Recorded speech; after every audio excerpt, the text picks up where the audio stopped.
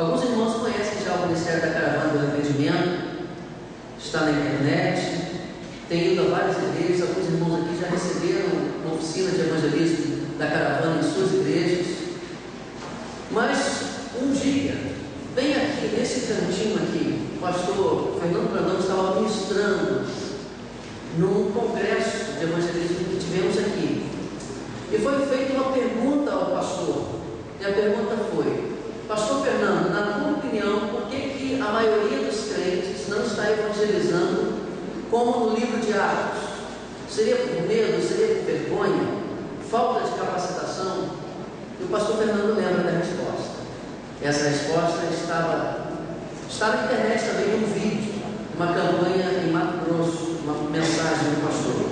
Ele disse que, na opinião dele, segundo o que ele tem estudado da palavra de Deus, a maioria dos crentes não está evangelizando porque não tem uma vida cheia do Espírito Santo. A maioria dos crentes não evangeliza, não comunica a palavra, porque estão vazios do Espírito Santo. Quando eu ouvi essa resposta me chocou no primeiro momento, mas ela é bíblica e profunda. Nós estamos vivendo um tempo nesse país em que o Evangelho cresce, melhor dizendo, o ser evangélico cresce. E se fala muito sobre unção, se fala muito sobre o Espírito.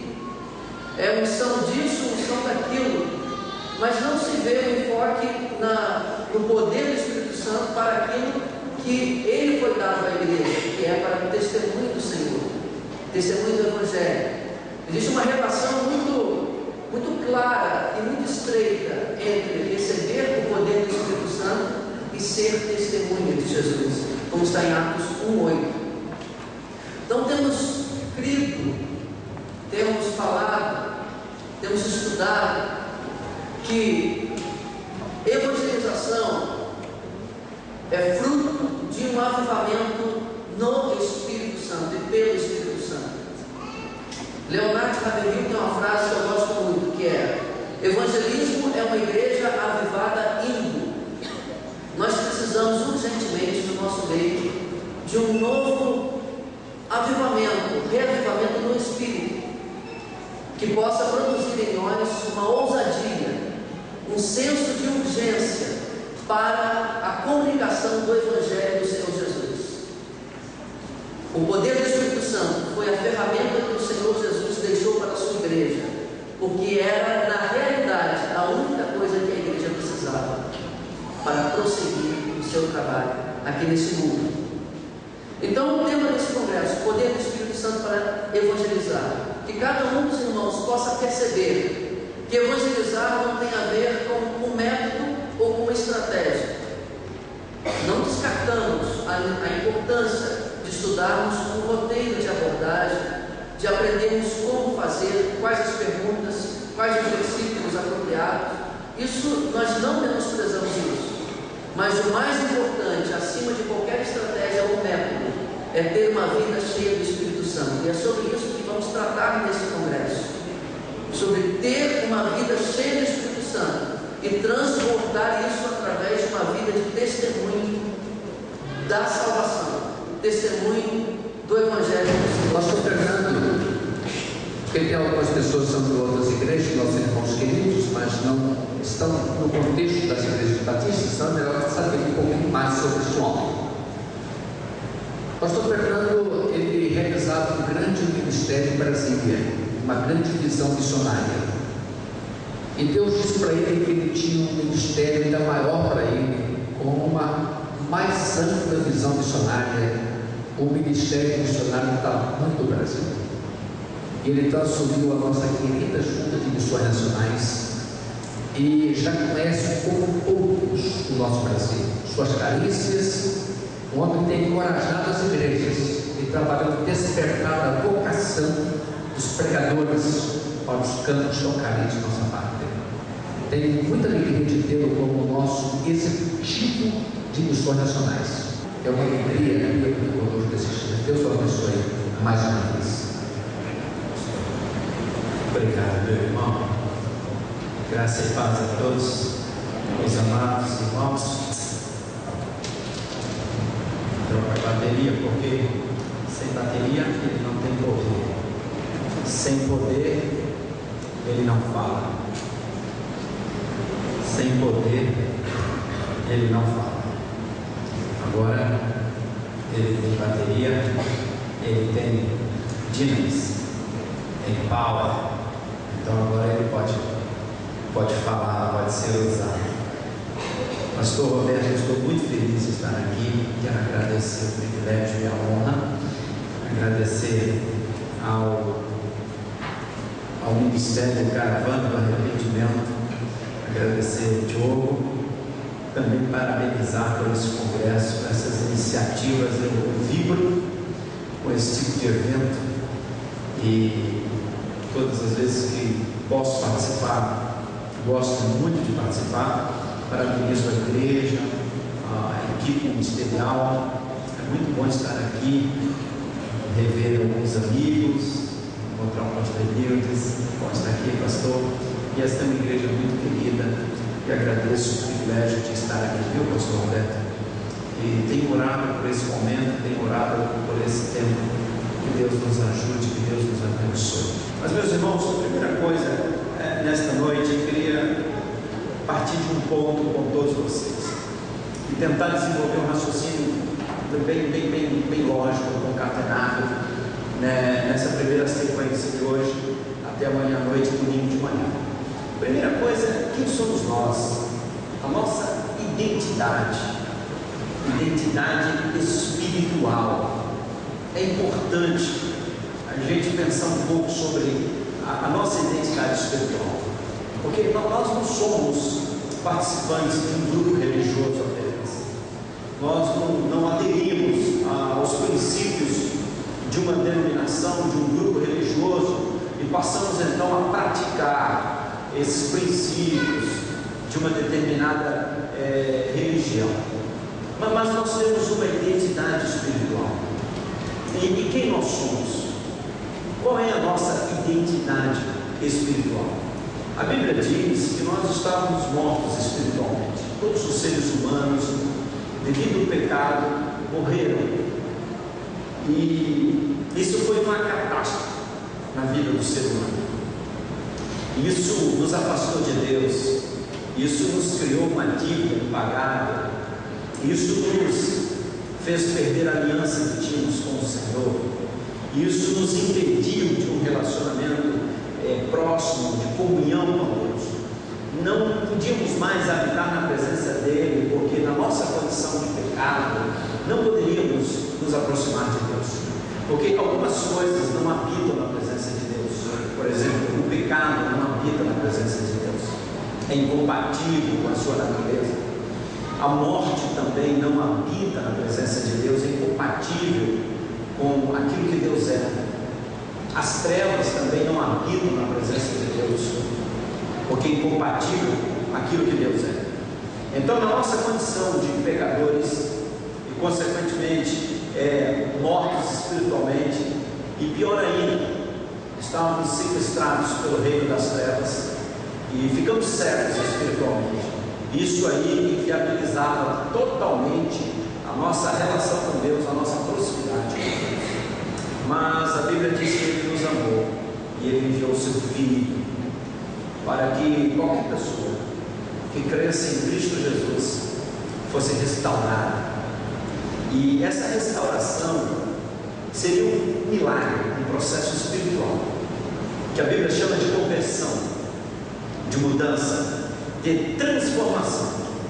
Não é apenas uma mudança de opinião, e não é uma mudança apenas intelectual, não é um convencimento intelectual, mas é uma transformação espiritual, que só é possível mediante a ação do Espírito e da Palavra de Deus, dois poderes que habitam no planeta Terra, o Espírito de Deus e a Palavra de Deus.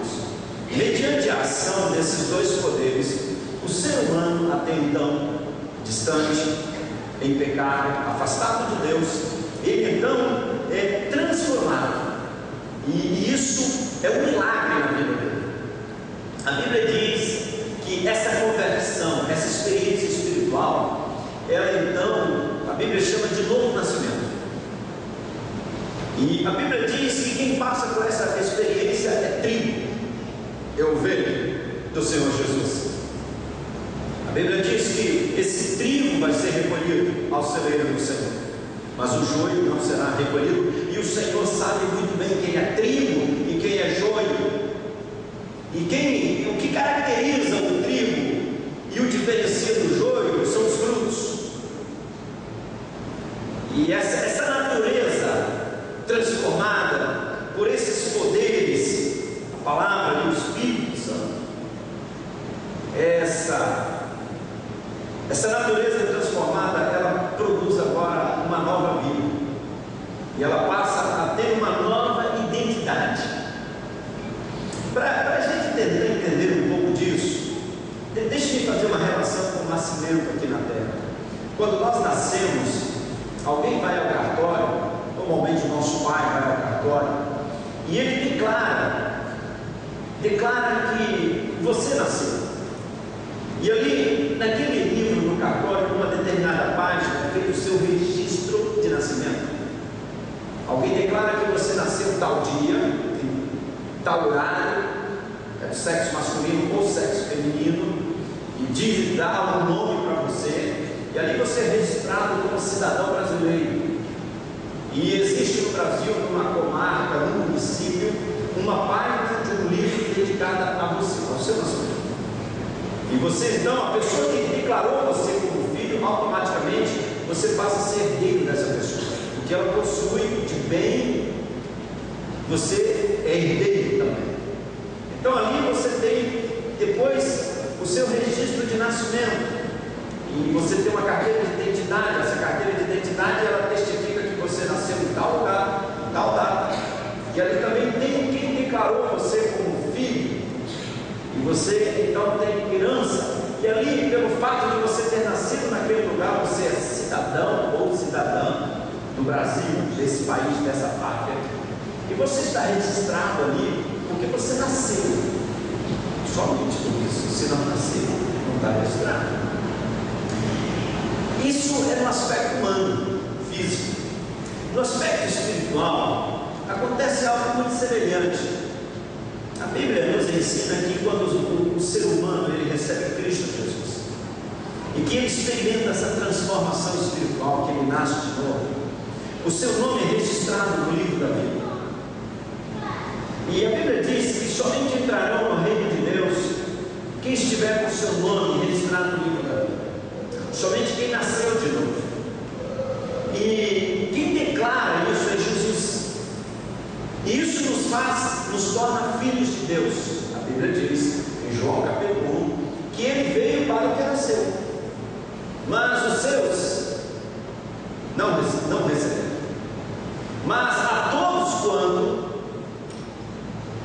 o recebeu, deu-lhes o poder de se tornarem filhos de Deus, a saber, os que creem no seu nome.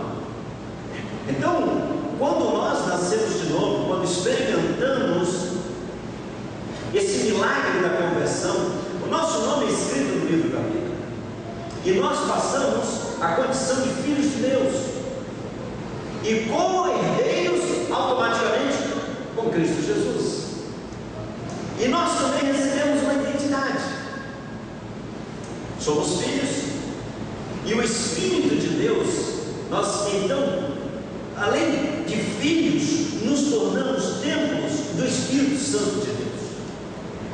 A Bíblia diz que o Espírito de Deus seria nos dado. Jesus diz em João capítulo 14 que o Espírito seria nos dado e que Ele estaria conosco para sempre.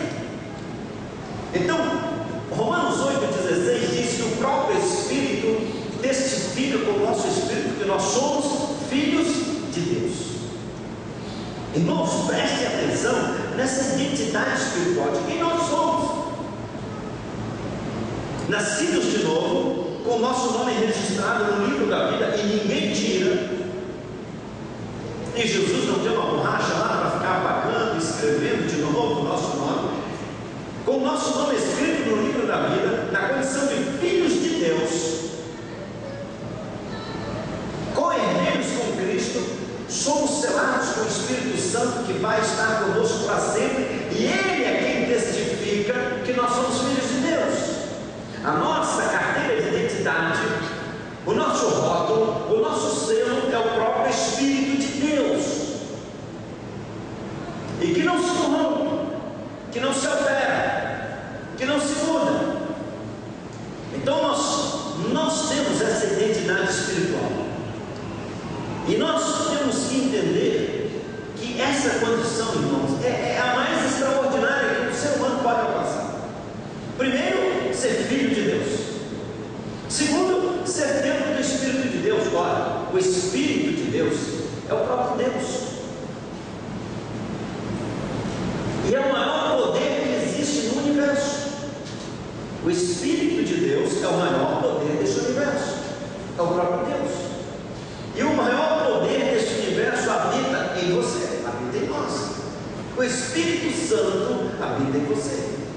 Acordar toda manhã e poder abrir os olhos e pensar: olha, a misericórdia do Senhor se renovou mais uma vez na minha vida, e eu sou filho de Deus, e o Espírito dele habita em mim, e eu tenho o selo do Espírito, e o meu nome está no livro da vida, e ninguém muda isso. E eu fui abençoado com todas as bênçãos espirituais nas regiões celestes.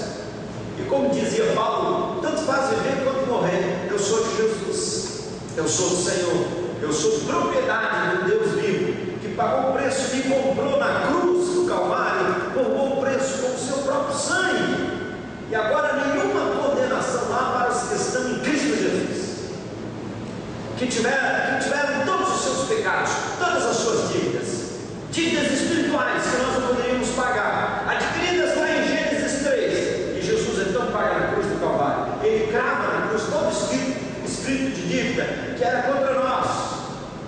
Nós perdemos a aliança em Gênesis 3, em João 3,16 nós recuperamos a aliança no sangue de Jesus, a nova aliança. Lá nós nos endividamos, mas Jesus pagou a conta. Lá nos afastamos de Deus, mas Jesus nos traz para perto de Deus, e Ele coloca o seu Espírito Santo em nós. E aí eu queria então poder agora ler o texto que diz em 1 Pedro 2,9, que diz: mas vós sois de geração eleita, o sacerdócio real, a nação santa, o povo adquirido, para que anuncieis as virtudes daquele que vos chamou das trevas para a sua maravilhosa luz.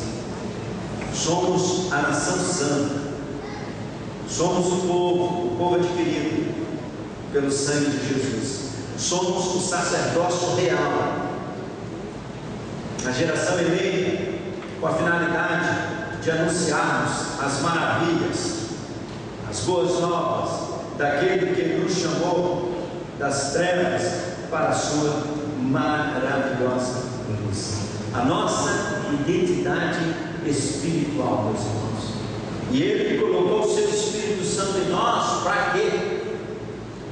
Porque que Deus compartilhou conosco o seu Espírito. Irmãos, entender Deus só tem uma forma: amor. Porque Deus compartilha conosco de si, quando Ele dá o seu Filho para morrer na cruz por nós. E isso já seria muito bom, mas Ele também compartilha o seu Espírito conosco. Deus se compartilha conosco, Ele se dá a nós. Ele, misericordiosamente, Romanos 5,8 diz: e nós, sendo ainda pecadores, Ele nos amou tanto, Ele provou tanto que nos ama, que nós, sendo pecadores, Cristo, Ele enviou Jesus para morrer para nós, em nosso lugar. E Ele então nos redime, Ele nos transforma, e já seria bom demais. Mas aí Ele coloca o seu Espírito Santo em nós. E qual o objetivo de Deus compartilhar o seu Espírito Santo e colocar em nós? Para sempre. E esse Espírito viver em nós para sempre. Primeira coisa é que o Espírito de Deus testifica que nós somos filhos de Deus. E essa ligação que nós temos com Ele, essa ligação espiritual, que nós somos corpo de Cristo, somos a igreja do Senhor Jesus, e a nossa pátria já não é mais aqui, nós nos tornamos cidadãos de outro reino, e o Espírito Santo é a nossa identidade, por onde andarmos, por onde formos. Se esse planeta for destruído, não tem problema, nós temos o Espírito de Deus que estará conosco para sempre, e Ele nos recolherá a nossa pátria eterna, definitiva. O Espírito Santo, irmãos, é o penhor da nossa herança. Sabe o que é penhor? Quem já foi na Caixa Econômica Federal pegar dinheiro emprestado e entregar as joias do penhor da Caixa? É a garantia. Você quer pegar um dinheiro emprestado, leva uma joia, aí te emprestam, normalmente, até o tempo quando eu trabalhava na Caixa, emprestava 80% do valor da variação da joia. Então você dá a joia de garantia e pega o empréstimo. E aquela joia é o penhor, é a garantia do valor emprestado. A Bíblia diz que o Espírito é o penhor da nossa herança, é a segurança, é a certeza, é a confirmação de que, como filhos de Deus, nós temos uma herança no céu, porque estamos com o nosso nome escrito no livro da vida, fruto de uma experiência espiritual de conversão, que nós não somos joios, nós somos trigo, e somente o trigo entrará no reino de Deus. Pode frequentar a igreja, pode ser membro da igreja, mas se não se converteu, se não nasceu de novo, não é salvo, não é trigo, é joio. Pode até se aculturar ao evangelho, ter palavreado do povo de Deus, pode ter jeito de crente, pode até aparentar ser crente, pode até testemunhar, pegar e cantar, mas se não foi regenerado, se não nasceu de novo, não é trigo, não é filho de Deus, não foi transformado, a natureza é antiga, e isso não tem comunhão com o Senhor, não entra no reino de Deus. Então precisa experimentar essa transformação, e aí então o Espírito de Deus habita em nós, e Ele testifica com o nosso Espírito. Aí a sinalização para nós, de vários momentos, quando nós falhamos, quando pecamos, o Espírito, Ele sinaliza para nós, Ele nos orienta, Ele nos dirige. E qual é a segunda razão que Deus colocou o seu Espírito Santo em nós? Meus irmãos, esse é o ponto de partida para a gente caminhar. Ele colocou o seu Espírito Santo primeiro, como penhor, pois nós somos filhos de Deus, para testificar, é a nossa garantia, e Ele nos abençoou. Agora, a segunda coisa é para que nós, conforme Atos 1:8 diz, mas recebereis poder ao descer sobre vós o Espírito Santo e ser-me-eis testemunhas. Para testemunhar, para proclamar, para realizar o ministério que Deus deseja que a sua igreja realize, para dar continuidade àquela obra que o Senhor Jesus disse: assim como o Pai me enviou, eu vos envio. E qual era a missão de Jesus? A missão de proclamar, de buscar o que estava perdido, de salvar, de restaurar. E a nossa missão não é diferente da dele, é de proclamar, de buscar o que está perdido e levar a esperança, as boas novas. E ele caracteriza isso como nossa missão, que só pode ser realizada na total dependência do Espírito Santo de Deus. A chave para a evangelização é o Espírito Santo, porque Ele é quem opera em nós a realização dessa obra. Se não, vejamos, deixe-me fazer menção a algumas coisas aqui no livro de Atos. O livro de Atos é o livro, não deveria se chamar Atos dos Apóstolos, deveria se chamar Atos do Espírito Santo, porque no livro de Atos é o Espírito de Deus agindo em todo o tempo. Capítulo 13 de Atos, eu quero destacar algumas questões com relação ao Espírito Santo na obra de evangelização, na obra de expansão do reino de Deus. Mas antes disso, é importante registrar que o reino das trevas, ele tem um ministério, e o ministério do reino das trevas é único, matar, roubar e destruir. Em todo tempo, o inferno, o reino do mal, trabalha para matar, roubar e destruir. Ele está já condenado e ele será destruído. Então ele age com o objetivo de atingir Deus. Ele não consegue atingir Deus, então ele vai atrás da criatura de Deus. E ele quer atingir Deus atingindo os seres humanos, porque Deus amou as pessoas, os seres humanos. E o diabo não tem como atingir Deus, vai atingir as pessoas. Então ele vai trabalhar o tempo todo para destruir, matar, roubar e destruir.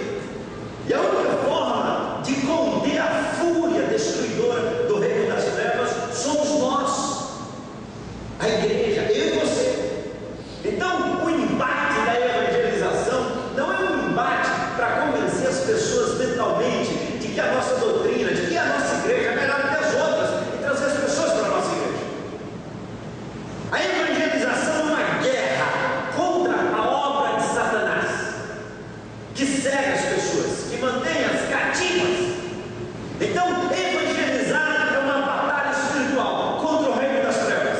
Como entrar numa batalha espiritual contra o reino das trevas? Se, e somente se, não for cheio do Espírito de Deus, com o poder do Espírito de Deus. Por que o Senhor diz para nós: olha, vocês receberão o poder do Espírito para que testemunhem? Porque eu não vou soltar vocês para enfrentar o reino das trevas, para compartilhar a minha palavra, ganhar almas para o meu reino, sem o poder do Espírito, porque vocês não vão aguentar um round contra o reino das trevas. Enviar a igreja para enfrentar este mundo que jaz no maligno, sem autoridade espiritual do Espírito de Deus, seria uma derrota total. Nós não temos poder humano, poder espiritual para enfrentar o reino das trevas. O diabo é astuto. Por isso que o Deus nos deu o Espírito Santo, porque estamos travando uma batalha contra um reino poderoso, maligno, sem compaixão e que quer destruir e que é voraz. E entrar nessa batalha sem o poder do Espírito, nós não vamos ter sucesso. Nós vamos perder. Há três inimigos que nós não poderíamos vencê-los e que Jesus nos venceu e nos deu a vitória sobre eles: o pecado, a morte e o diabo. E aí ele nos faz mais do que vencedor. Ser mais do que vencedor não significa ter uma casa nova, não, porque o ímpio tem também, mas mais do que vencedor. Comprar um carro novo não é porque você é mais do que vencedor, não te faz mais do que vencedor, não, que o ímpio compra até melhor. Nós somos mais do que vencedores, porque tínhamos três inimigos que nos derrotaram e que nós nunca poderíamos vencê-los. O pecado. Jesus venceu o pecado e o sangue dele nos purifica de todo pecado e nos deu vitória sobre o pecado. A morte. Jesus venceu a morte e nos deu vida eterna, vida abundante. O diabo nos derrotou, mas Jesus venceu o diabo na cruz e nos deu a vitória sobre o reino das trevas, e o maligno não tem autoridade sobre nós, porque nós somos propriedade exclusiva do Deus vivo, somos reis, somos filhos de Deus, e o Espírito Santo habita em nós, e nós não temos mais aliança com o reino das trevas, ele não tem mais autoridade sobre nós, porque nós somos de Jesus. E aí nós somos mais do que vencedores, só de ser mais do que vencedor. Então Jesus nos dá essas vitórias espirituais, porque nós estamos numa batalha, num embate contra o reino das trevas. Nossa luta não é contra a carne nem contra o sangue, mas contra as hostes da maldade. E aí, Deus nos deu o seu Espírito Santo para a realização desta obra, o poder do Espírito para a realização desse ministério de ganhar almas para Jesus. Dessa batalha, e todas as vezes que conseguimos uma vitória, tirando uma alma do reino das trevas, é tão precioso que a festa do céu, a vibração do céu, o povo de Deus, quando ganha uma alma para Jesus, empolga o céu. Não tem outra coisa que a igreja faça que promove a festa do céu. Quando a batalha aqui e lá no céu, aquela expectativa, quando alguém nasce de novo na terra e Jesus vai para o livro da vida, escreve o nome da pessoa, a festa do céu. É tão precioso que é a festa do céu. E é uma batalha permanente. Quando Jesus então ele deixa os seus discípulos aqui na terra, e então a obra do Espírito, o Espírito então começa a agir, e é impressionante como que o Espírito de Deus age. Em todo o tempo o diabo não quer que a obra de Deus aconteça, e no início da igreja ele tenta sufocar para que a obra não prospere. Mas aí tem a experiência de Pentecostes, e quando pessoas de várias nacionalidades estavam em Jerusalém, ali estourou a bolha, e o diabo queria conter e sufocar. Atos capítulo 4, os líderes judaicos chamam Pedro e diz: olha, não ensine, não fale nesse nome. Atos 4, 18, não pregue, não ensine nesse nome aqui. Era o desejo do reino das trevas sufocar. Mas aí Pedro responde: olha, nós não podemos deixar de falar do que temos visto e ouvido. E a bolha estoura lá em Jerusalém, e o Evangelho vai sendo levado para todos os cantos desse planeta, até chegar em nós. A igreja começa em Jerusalém e ela quer ficar ali em Jerusalém, surge a perseguição, e a igreja começa a se esparramar, vai chegar em Antioquia. E que coisa, olha o que o Espírito Santo faz na igreja de Antioquia. A igreja começa a crescer, a igreja então de Jerusalém envia Barnabé para Antioquia. Barnabé vê o crescimento da igreja, ele conclui que não dá conta de pastorear sozinho essa igreja, vai a Tarso, busca Paulo, traz Paulo para ajudá-lo, e a igreja começa a crescer. Paulo, Barnabé trabalhando ali, ensinando. Olha o que o Espírito Santo de Deus faz. Enquanto aquela igreja orava e jejuava, disse o Espírito Santo. O Espírito Santo então fala à igreja quando a igreja ora, quando a igreja jejua. E aí o Espírito diz: olha, eu quero Paulo e Barnabé. Os principais líderes da igreja são sacados pelo Espírito Santo. Diz a palavra que eles, enviados pelo Espírito Santo, desceram a Seleucia e dali navegaram para Chipre. Também diz que Paulo, cheio do Espírito Santo, fixando os olhos nele, e aí foi lá na ilha de Chipre, alguém queria atrapalhar a proclamação do Evangelho. Olha que coisa! Todavia Paulo, que também se chamava Paulo, cheio do Espírito Santo, fixando os olhos nele, disse: ó filho de diabo, cheio de todo o engano e de toda malícia, inimigo de toda justiça, não cessarás de perturbar os retos caminhos do Senhor? O Espírito de Deus envia estes homens para testemunhar. E enquanto eles testemunham, o diabo também age tentando impedi-los de proclamar, atrapalhar a proclamação do Evangelho. E Paulo, cheio do Espírito, repreende a obra maligna que queria atrapalhar a proclamação do Evangelho. Aqui a gente percebe o impacto de forças espirituais. E tem três coisas que o reino do mal não quer. Três coisas que o diabo tem medo. A primeira delas é que o povo de Deus ora. A glória do inferno é quando os crentes não oram. A glória do inferno é quando a igreja não ora.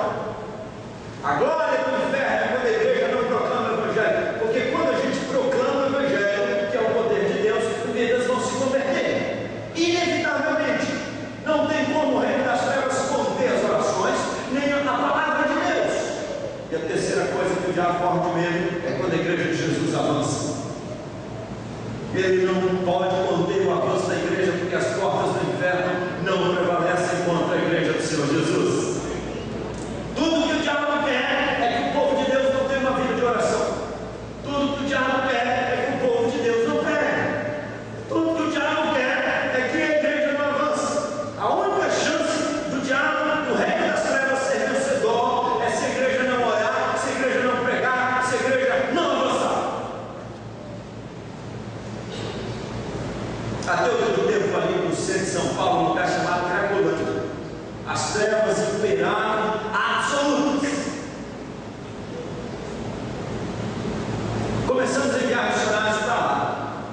E os resultados? A luz chegou, gente que ora chegou, gente que prega chegou. Os resultados são impressionantes, a quantidade de pessoas que estão sendo tiradas das ruas da Cracolândia de São Paulo. Porque o Evangelho é o poder de Deus. Mas o diabo não quer isso. Ele não quer que a obra do Senhor avance. Mas Paulo, cheio do Espírito Santo de Deus.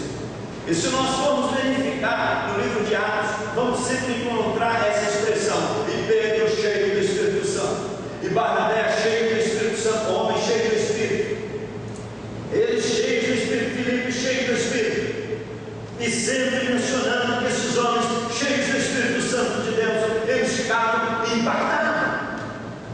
Aliás, em Atos 17, verso 6 diz: aqueles que têm transtornado o mundo chegaram a nós. Alguém cheio do Espírito Santo, onde chega a impacto, a influência na vida das pessoas.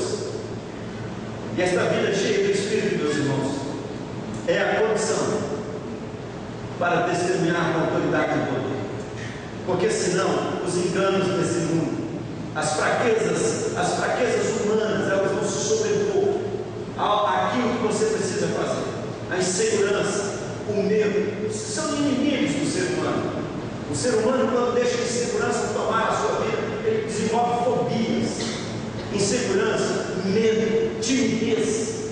Essas coisas às vezes vêm para cima da gente. Tem pessoas que desenvolvem alguns medos, algumas fobias, insegurança, incerteza do futuro, e isso deixa as pessoas apavoradas, angustiadas.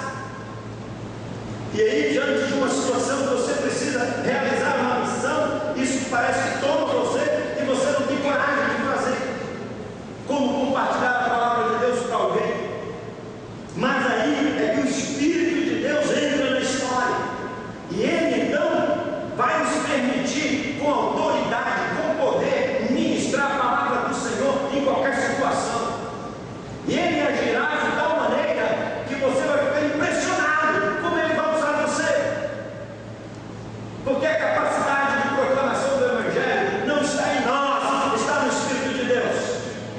Se você ficar só com essa frase desse congresso, já está bom demais. A capacidade de proclamação do Evangelho não está em nós, está em Deus, está no Espírito de Deus.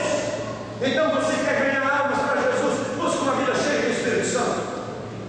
Você quer ganhar almas, testemunhar de uma forma natural, sem criar nenhuma situação constrangedora.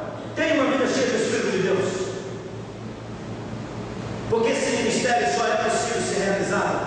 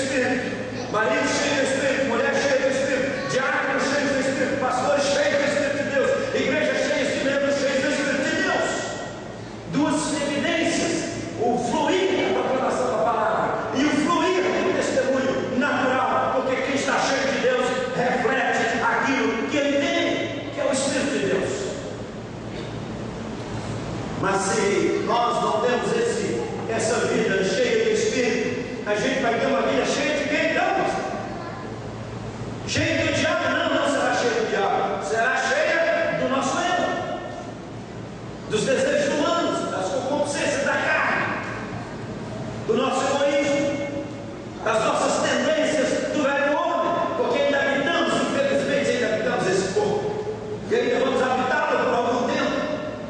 E aí, essa batalha carnal, essa batalha entre a carne e o Espírito, vai se desenvolvendo em nós. E se nós não buscamos uma vida cheia do Espírito, a carne vence. E aí nós temos crentes carnais. Crentes carnais são crentes que não são cheios do Espírito, que as coisas espirituais não têm importância, que as coisas do Senhor não têm tanta prioridade assim. E a pessoa passa a agir de uma forma que ela nem percebe. Fala na vida de todo mundo, mente, e tem uma atitude às vezes que não é compatível com a palavra de Deus. E aí a gente imagina por que a pessoa age assim, porque ela não está cheia do Espírito de Deus. Algumas pessoas às vezes dizem assim: não, pessoas grossas, estúpidas, mal educadas na igreja, tudo que fala tem que alfinetar o outro, pessoas negativas. Aí fala: não, eu sou assim, nasci assim. É meu jeito de ser, eu sou transparente, nada, mal educado. Falta uma vida cheia do Espírito de Deus. Porque quem tem uma vida cheia do Espírito de Deus é tratável. Não quer alfinetar ninguém, quer abençoar sempre, quer ajudar. Tem sempre uma palavra de apoio, de conforto, de misericórdia, de ânimo para abençoar o outro. Não quer ver o outro mal, quer ver o irmão sempre abençoado. Porque falta alguma coisa, falta o domínio do Espírito Santo de Deus. E como nós precisamos de gente cheia do Espírito, livre e cheia do Espírito, nas nossas igrejas, irmãos. Gente que tem comunhão com Deus, gente que tem cheiro de Deus, gente que vive na presença de Deus, vive nesse mundo que jaz do maligno, mas gente que tem experiência com Deus, gente de Deus, gente que às vezes ouve, mas não revida, porque o domínio do Espírito permite isso. Gente crente, gente séria, gente que não tem pensamento contaminado com as práticas desse mundo, gente que conhece Deus na intimidade, gente que trilha o Santo dos Santos, gente que anda no Santo dos Santos, gente que sabe os caminhos de Deus, gente que conhece as coisas de Deus, mas é gente cheia do Espírito de Deus. Mas como ter uma vida cheia do Espírito de Deus, irmãos?